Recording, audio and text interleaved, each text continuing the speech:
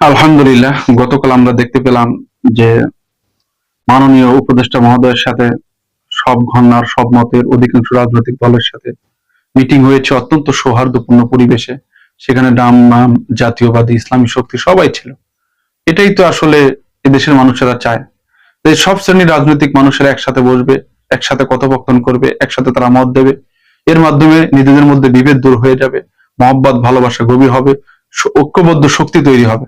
কিন্তু যখনই আহ দূরত্ব অবস্থান করবে, তখনই কিন্তু একজন আরেকজনের ব্যাপারে, একটি দল আর একটি দলের ব্যাপারে একটা হিংসাত্মক মনোভাব তৈরি হতে পারে এবং এর দ্বারা ঐক্যবদ্ধ শক্তিটা নষ্ট হয়ে যায়। বিগত ফ্যাসিস্ট সময়ে কিন্তু এটা কল্পনা করা যেত না। আলহামদুলিল্লাহ, আমাদের বর্তমান যিনি মাননীয় উপদেষ্টা মহোদয়, তিনি বারবারই রাজনৈতিক দলগুলিকে ডাকছেন, এক জায়গায় বসাচ্ছেন, একসাথে আলোচনা হচ্ছে, সলা পরামর্শ হচ্ছে। এটা একটা চমৎকার দৃশ্য, আমাদেরকে আনন্দিত দিত করে, উদ্বেলিত করে। আমরা তো এটাই চাই যে আমাদের মধ্যে মতের অভিন্নতা থাকবে, কিন্তু জাতীয় স্বার্থে, মৌলিক স্বার্থে সমস্ত দলগুলি এক হয়ে যাবে।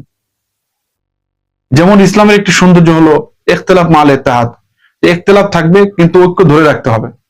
গণতন্ত্রের সৌন্দর্য এটাই যে সমালোচনা থাকবে কিন্তু নিজেদের মধ্যে বিভেদ থাকবে না, ঐক্য থাকবে, ঐক্যবদ্ধ শক্তি থাকবে। তো এই যে মাননীয় উপদেষ্টা মহোদয়, তিনি সব ঘরানার রাজনৈতিক দলের নেতৃবৃন্দদেরকে মাঝে মাঝে ডাকেন, এরকমটা আসলে হওয়া দরকার।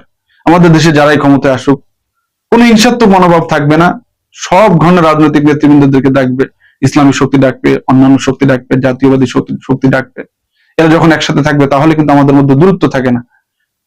আর দূরত্ব না থাকা মানে কিন্তু একটা ঐক্যবদ্ধ শক্তি তৈরি হওয়া।